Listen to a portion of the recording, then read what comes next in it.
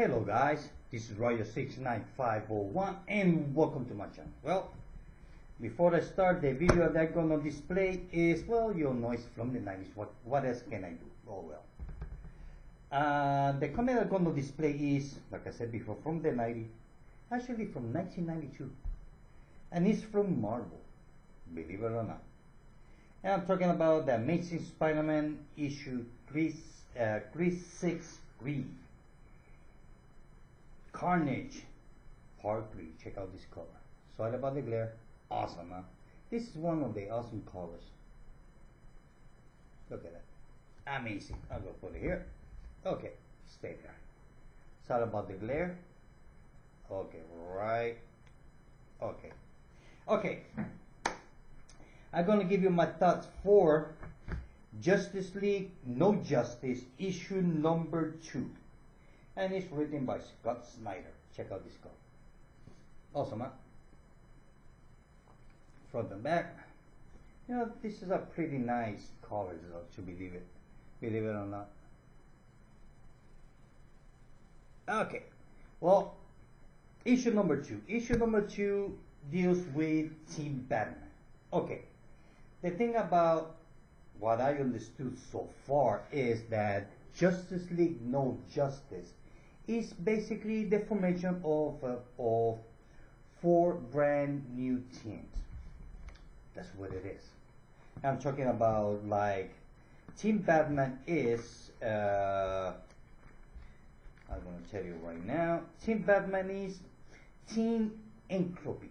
Now, on issue number 1, which it was Team Superman, was Team Mystery. So issue number 3 will be Team Wisdom. And issue number 4 will be Team Wonder Woman. So issue number 2 is Team Batman. Why I call it Team Batman? Well, because basically it deals with Batman and his team with Lobo, Lex Luthor, Deathstroke, and Beast Boy. So the whole story is how the team gets together. Not only that, once I continued reading, it reminds me a little bit of from the New 52 Justice League International.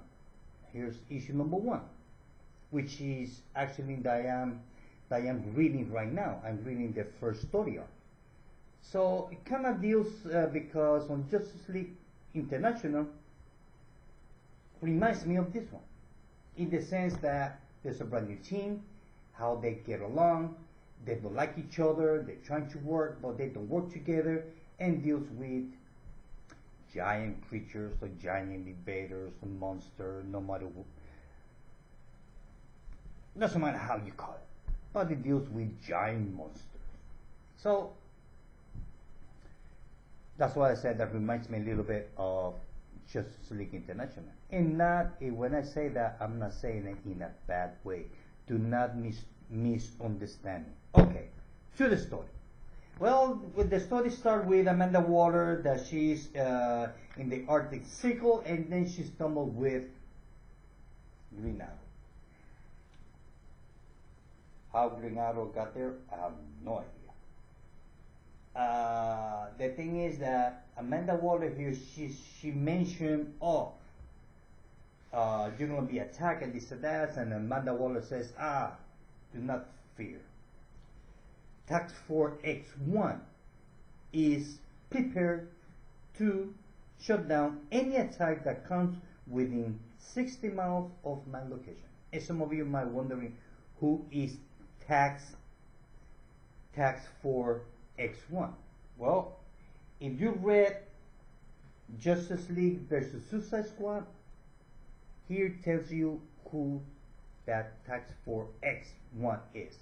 Basically is Maxwell Lord, or Lord Maxwell is Task Force X. You see, on issue number 6 of Justice League versus Suicide Squad, between they were fighting, this and that, everybody was halfway knocked out and this and that. So Amanda Waller kind of like, she snatched Maxwell Lord and she put him in one of her prison on her building. For that was the name of her building. Anyway, you know what I'm talking about, which is right here. So she's gonna use Maxwell Lord as a weapon, kind of like a weapon against everybody else, and a weapon as a self defense also. So I did a review. I think I did a review about the whole Suicide Squad versus Justice League.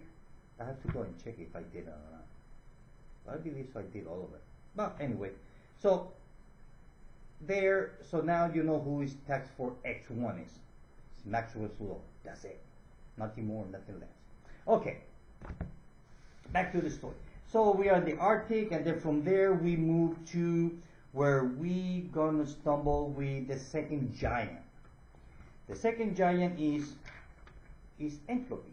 You see, each giant has kind of like I said in the first video, it's kind of like how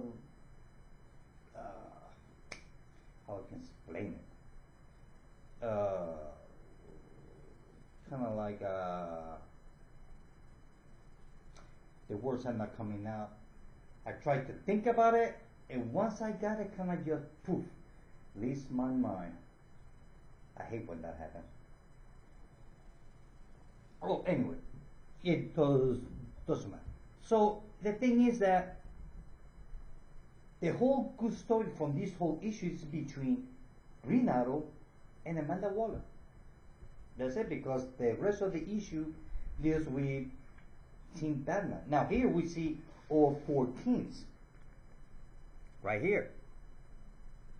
We see Team Batman, Team Flash, Team Superman, and Team Wonder Woman. So everybody is after each giant, you want to call it, is a tree.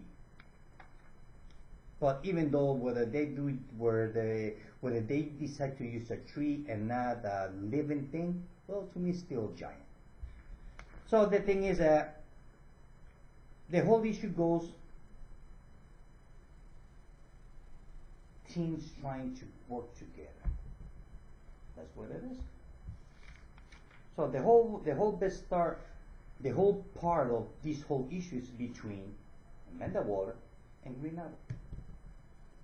The rest of it, it was okay. I mean, I'm not saying that the book is bad. It's not bad at all. It's just I was expecting something different.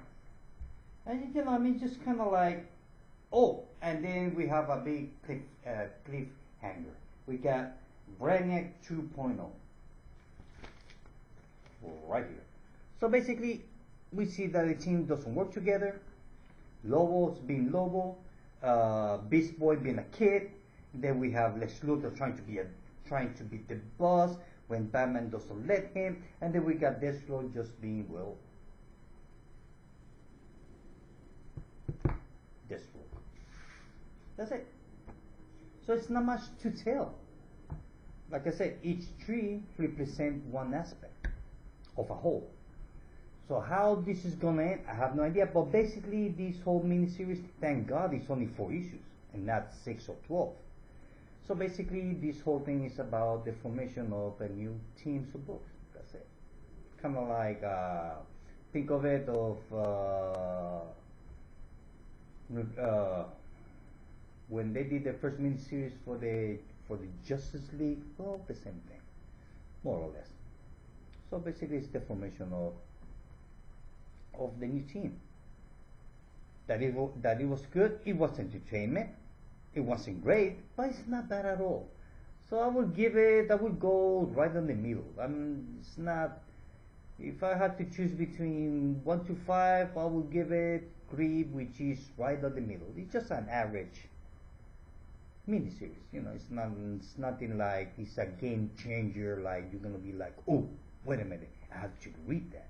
If you don't read it, you're not gonna miss that much, unless that you are interested in reading those 4 new books that are coming out later on this year, then which is coming out on this one after that one. So basically, you might be interested in reading it, but it's not.